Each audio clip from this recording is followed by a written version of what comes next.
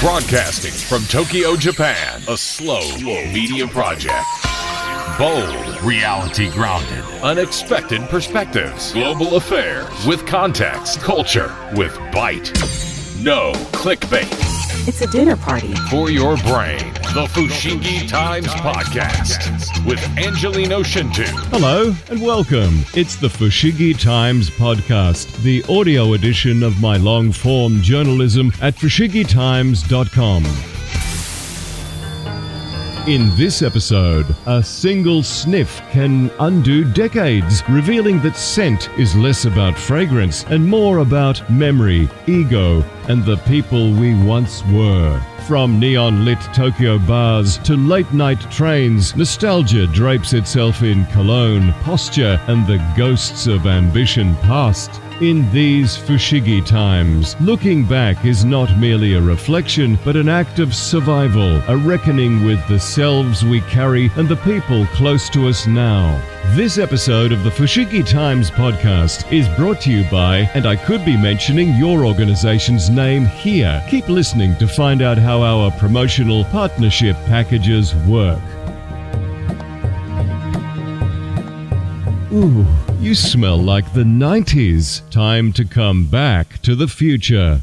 A casual remark triggered a cascade of memories, transporting me from a Tokyo apartment to neon-lit streets, late-night trains, and a past version of myself I hadn't visited in years. A scent that opens the past. It was a casual, almost affectionate assassination. A line delivered offhandedly, without malice, but a lethal weapon all the same. My bestie, that's my wife, and I were getting ready to head out for dinner with friends in Tokyo. I've always enjoyed getting dressed. The brand name doesn't matter much, just as long as it feels and looks good. And that goes for jeans and a t-shirt or a tailored suit. My grooming almost complete, and it was time for the final flourish. The shoo-shoo of a cologne that had been a favorite for decades. Just a small amount, not enough to announce myself like a teenage boy on the prowl, striding into a nightclub for the first time, shirt gaping to the belly button, just enough to feel finished. A subconscious flair of a younger me saying, "Heads up, style inbound." She sniffed the air as I passed by, kind of crinkled her face and said it aloud. "Ooh, you smell like the 90s. And then, as if nothing had happened, she turned back to applying her lippy, unaware or maybe very aware of what she had just triggered. Because that sentence was not merely an observation. It was a time machine, a trapdoor opening beneath me, releasing the ghosts of a whole decade, an entire version of myself crystallized in scent, memory, and perhaps a little touch of ego. Now, if she'd said I looked like the 90s, I would have fought my corner. I no longer dress like I'm auditioning for a part in Trainspotting. My wardrobe holds no evidence of acid-washed denim, and my hair, removed by choice and replaced by the epic beard, means there's no contending with the business up front, party in the back mullet laws from the start of that decade. Musically, I've moved on. Spotify has scrubbed away the evidence of every poor decision made at Shinjuku's Tower Record store, but she was right. I did effuse the aroma of the 90s. Specifically, it was the smell of Chanel Antius, a cologne I once wore with unwavering loyalty throughout my 20s and 30s.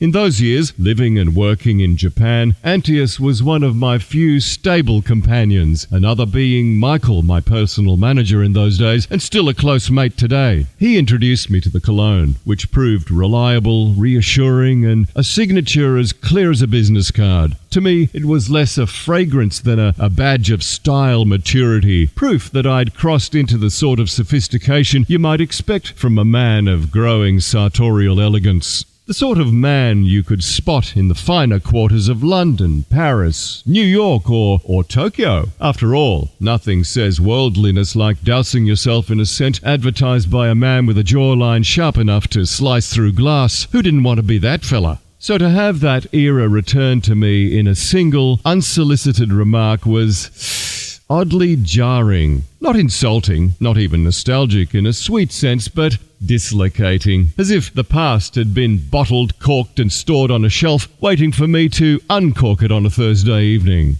I realized in that moment that I'd not merely kept buying this dark glass bottle for convenience. I'd been carrying the past in tangible, nose-bound form, a past that announced itself as clearly as the Nokia ringtone from 2003. You know the one. Da-da-da-da-da-da-da-da-da-da-da. How annoying. One spritz and I was back in that smoky Omotesando cigar bar, the late-night ramen joint outside the Jingu Stadium where all the taxi drivers congregated around midnight, those long train rides on the Yamanote, where, in my head, I created my epic future. But the problem with secret codes is that sometimes you're the only one left who knows what they mean. Scent is treacherous like that. You can ignore an old song, you can choose not to watch a film you loved when you were 20, you can keep your youthful wardrobe buried at the back of a cupboard and pretend you no longer recognize the person who wore it, but you cannot escape smell. Scent finds you, bypasses reason, crashes through memory, forces you to confront the version of yourself you thought was safely archived.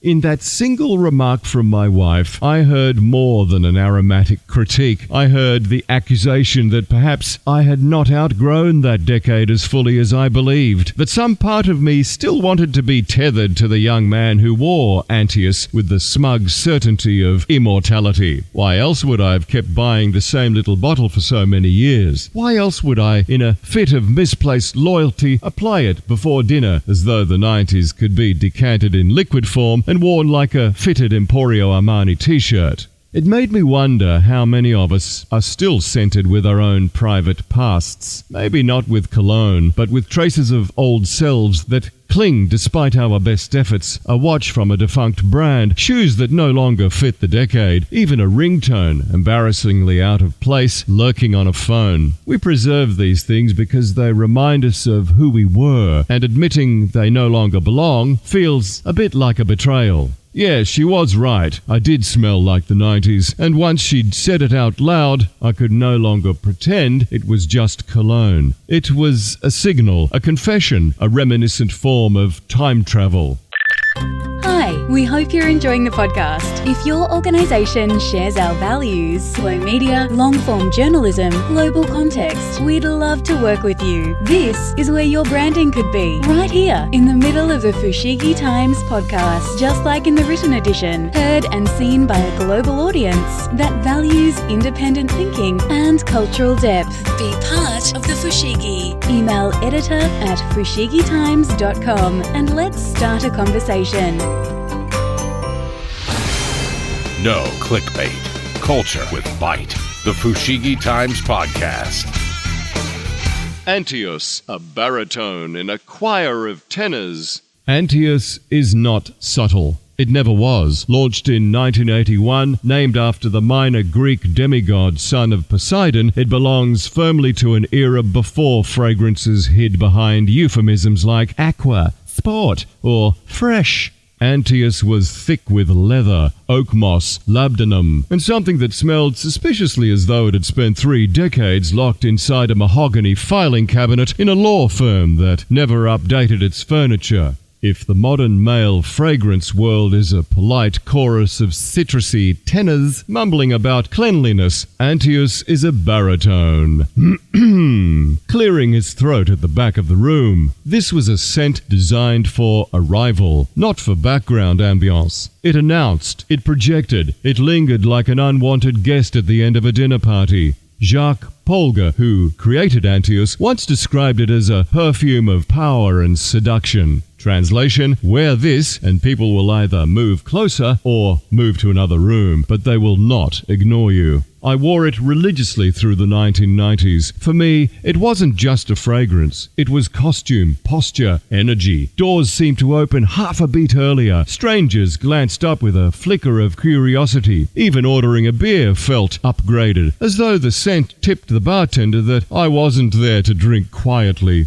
If you were in your 20s in Tokyo trying to signal seriousness, adulthood, danger, and possibly European flair, even if you were none of those things, Antaeus did the trick. I didn't understand its composition, but I understood its effect, and it wasn't just internal. Women noticed, sometimes discreetly. Ooh, what are you wearing?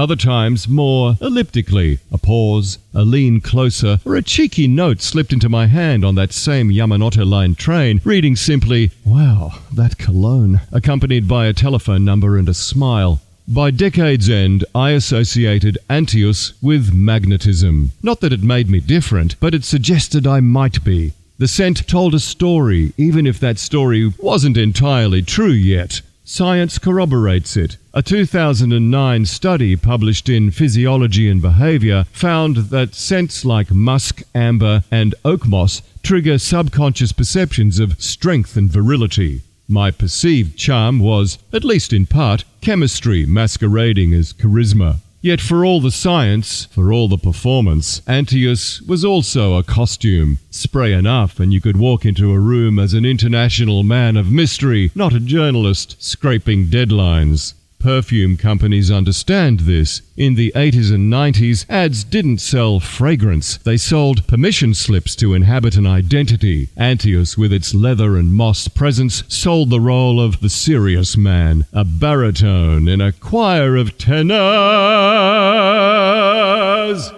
Tokyo, celebrity, and myth-making in the 90s.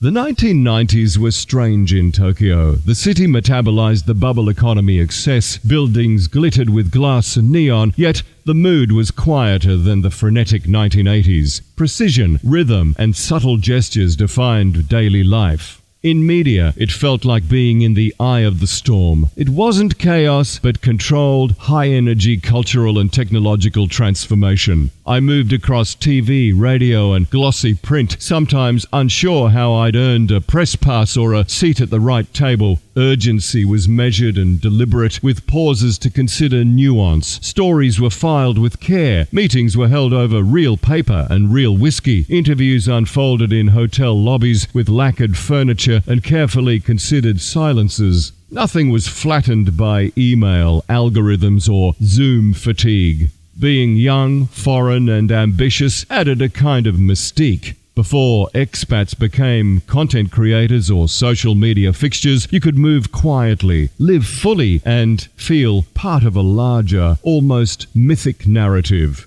The Japanese language, with its coded nuance, trained you to observe more than you declared, a useful inversion of instinct for someone in media and entertainment. I was part of a small minority of foreigners in the 1990s and 2000s. Every public appearance carried weight. People noticed everywhere, all the time. Not casually, but in a way that implied a live audience, even if composed of strangers. Women were attuned to subtle cues, presence, posture, scent. A casual walk over Shibuya Crossing or through Roppongi to Azabu became a public appraisal, exhilarating, unnerving, a blend of opportunity and exposure. I was a DJ on Tokyo's top-rating morning show for 6.5 years. Small team, enormous impact, and we changed the trajectory of Japanese broadcasting history forever. Television, modeling, narration, I navigated it all, constantly observed, learning the choreography of attention. Antius was part of that script, not just a fragrance, but a tool in self-performance. Scent carried confidence, desire, the aura of being noticed. It became shorthand for aspiration, a chemical punctuation mark on the sentences of identity I was writing as I reinvented myself again and again. By the end of that decade, Tokyo rewarded preparation, attention, and audacity, and Antius found its moment, scenting ambition in equal measure. Memory and nostalgia. Down the rabbit hole we go. After I left Tokyo, I evolved. I stopped being that version of myself, the one who believed a spritz of Antius could rearrange the universe. Scent memory is hardwired, though. Unlike visual or auditory memory, it bypasses the thalamus headlong into the limbic system. An edition of Frontiers in Psychology from 2014 notes olfactory-triggered memories are emotionally potent, persistent. The nose remembers before the mind does. Scent does more than recall. It romanticizes. A faint whiff today distills highlights, recognition in cafes, photo opportunities with fans, autograph requests, nights electric with possibility, attention as currency. It doesn't recall missing the last train, awkward silences, taxi rides steeped in neon-lit regret, even stalkers at the apartment door late at night. Time filters the rough edges, leaving only the gold-plated memories. Male nostalgia is aspirational. We don't merely remember youth, we mourn it, envy it, mythologize it in exile. Rituals that once defined our youth, like clothing, scent, gestures, quietly repeat, echoing the former life. Cologne spritzed on a Tuesday evening in 2025 is invocation, recognition, a reminder of who I was and how the world responded. This raises a subtle, uncomfortable question. Is it fair to my bestie, my partner, that I occasionally reach backward into a past that predates her? Perhaps it's harmless homage. Perhaps it's unconscious prioritization of memory over presence. Awareness is unavoidable once scent enters the room. Memory, nostalgia, and scent form alchemy. They allow a man to revisit his mythological self, play the same scenes, wear the same costume, even if the stage has changed. Seductive, comforting, disruptive. The trap? Mistaking the echo for today's reality.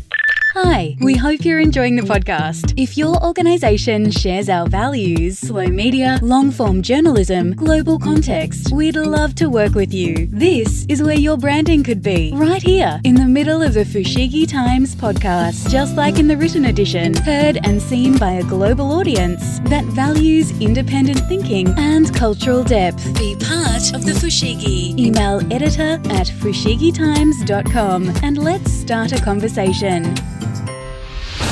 Unexpected Perspectives, a slow media project. The Fushigi Times Podcast. Memory in the age of the algorithm. Fast forward to the end of 2025. Memory no longer lives in boxes, diaries, or coat pockets. It lives in phones. On this day, reminders arrive uninvited. Merciless digital memory flattens experience into content. Context, nuance, significance all seem secondary. Likes, shares, comments replace quiet reflection. Holding onto a cologne becomes deliberate, tangible, immune to algorithms. Antius is a vessel of memory, pulling you boldly, emotionally, unpredictably. One whiff, and you're back in Rapongi's Motown bar, or on a late-night train catching fleeting attention. Unlike Instagram, scent immerses you fully, a small, aromatic time machine. In a world of algorithmic recollection, unsullied scent becomes radical. It can't be cropped, filtered, or deleted. That's why, decades later, I occasionally reached for it. Not to relive, but to feel, to measure, to remind myself what memory is outside of a smartphone screen. Memory is fine. Revisiting the past briefly is fine. Living there isn't. The version of me who wore Antius daily was real. He worked hard, navigated a foreign country, learned the rules, bent a few, got lucky, sometimes lonely, always hungry for more. That version belongs exactly where it is, in the past. The danger lies in needing to be him again. That cologne, James Dean hair, rider's jacket, alpha posture. They're seductive because they carry memory. The moment usually arrives with quiet reflection, when you realize your sense of self no longer hinges on fleeting approval. Glances and compliments are enjoyable, and there are plenty of them still, thanks to the epic beard. But out here in Country C, Japan, the young bodycon dancers at Juliana's Tokyo have been replaced by the character-lined faces of women pushing 90 at the local fruit and veg market. The former is no longer essential. The tools once necessary have done their job. Continuing to use them when they are no longer fit for purpose preserves a shadow self, refusing evolution. Nostalgia teaches, delights, and reminds, but it can also trap. Memory is a resource, not a residence. Antius serves as a bookmark that allows me to revisit, to savor, to laugh, to feel just a little longing, but it's not an invitation to re-inhabit the past. Here in Chiba on Japan's Pacific coast, near Onjuku Beach, mornings are slow. Coffee, waves, horizon, blue zone living. The present is grounded, and there's no need for scented stagecraft. Antius is now shelf decor, a memory artifact. The aroma drifts, the smile rises. I honor the past, but live in the present. Letting go without losing it. I know who I am now. I know how I walk into a room and why I'm there. I'm not hunting, not performing, and I like that man. I trust him. He's present in 2025, coffee in hand, Google Maps open, searching for a local izakaya yet untasted. The scent I wear now is different. Still stylish, but subtle, clean, ordinary. It carries honesty, presence, reality. The past is treasure, an artifact. It reminds me of who I was, what I accomplished, what I believed possible. It's no longer a guide, no longer a tool. It is evidence, not instruction. The grounded man I am now is enough. Lessons, laughter, experience, without the weight of performance. The past was necessary. The rituals were necessary. The attention turned out to be a teacher, not a trophy. My past was glorious, absurd, thrilling, worth remembering, but it is not the stage on which today unfolds. The ordinary, unpretentious, fully present version of myself is the one that really matters. This is the room I walk into now, and it is more than enough. This original content is part of our slow media canon, carefully crafted, independently produced, and free forever. But slow media needs slow money. If this content resonated, support the Fushigi Times by subscribing. Free or paid, but paid helps produce more of this essential journalism. And every bit helps keep the editor, that's me, perpetually caffeinated and busy crafting more Fushigi.